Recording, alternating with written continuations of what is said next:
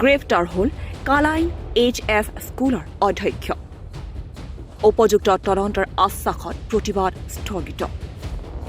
বুধবাৰে নিশা কাছাৰৰ কালাইন উচ্চতৰ মাধ্যমিক বিদ্যালয়ৰ অধ্যক্ষ চিৰাজুল আম্বিয়াক সহকাৰী শিক্ষক চিলু চান্দাৰৰ সৈতে অসৎ আচৰণ কৰাৰ অভিযোগত গ্ৰেপ্তাৰ কৰি পিছত শিলচৰলৈ কৰা হৈছিল বদলি। এই ঘটনাৰ প্ৰতিবাদতেই বৃহস্পতিবাৰে পুৱাৰে পৰা ছাত্ৰ ছাত্ৰীসকলে কালাইন থানা ঘেৰাও কৰি প্ৰতিবাদ সাব্যস্ত কৰে। চলি থকা পৰীক্ষাৰ সময়ত হঠাতে আৰক্ষীয়ে অধ্যক্ষক গ্ৰেপ্তাৰ কৰাত ক্ষুব্ধ হৈ পৰে ছাত্ৰ ছাত্ৰীসকল। অভিযোগ অনুসৰি পৰীক্ষাৰ সময়ত প্ৰাথমিক বিভাগৰ ছাত্ৰ ছাত্ৰীৰ আসনৰ সমস্যাক লৈ অধ্যক্ষৰ লগত শিক্ষকৰ কাজিয়া হৈছিল, যিটো পিছলৈ অসৎ আচৰণৰ অভিযোগলৈ পৰিণত হয়। পৰিস্থিতি উত্তপ্ত হোৱাত বিধায়ক খলিল উদ্দিন মজুমদাৰ আৰু চক্ৰ বিষয়া ডাঃ ৰবাৰ্ট টলৰ সেই স্থান উপস্থিত হয়। আলোচনাৰ জৰিয়তে বিষয়টো সমাধান হ'ব লাগিছিল বুলি উল্লেখ কৰি বিধায়কগৰাকীয়ে অধ্যক্ষক মুকলি কৰি দি উচিত তদন্ত কৰাটো গুৰুত্বপূৰ্ণ বুলি মন্তব্য কৰে।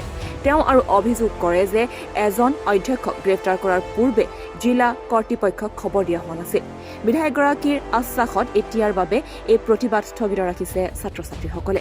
অৱশ্যে অধ্যক্ষক মুকলি কৰি নিৰপেক্ষ তদন্ত নকৰালৈকে এই আন্দোলন অব্যাহত থাকিব বুলি জানিবলৈ দিয়ে। এই ঘটনাই অঞ্চলটোত তীব্ৰ উত্তেজনা আৰু উদ্বিগ্নতাৰ সৃষ্টি কৰিছে।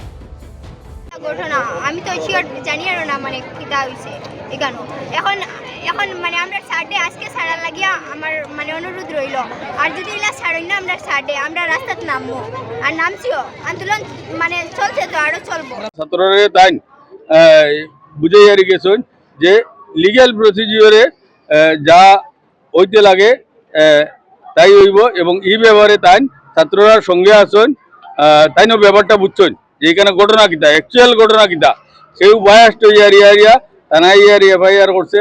থানায় এফআইআর করলে থানাও নিরুপায়, তারারও সীমিত ক্ষমতা, তারাও সেরু আন্ডারে চলের। তো গতিকে এখানে পাবলিকের যে গ্রিভেন্স এগুলো তারা বুঝেও তারা হাত পাওয়া বাধা কিছু করার নাই, তারা আইনি যে ব্যবস্থা নিতে লাগে ও ব্যবস্থা নিচ্ছে তারা।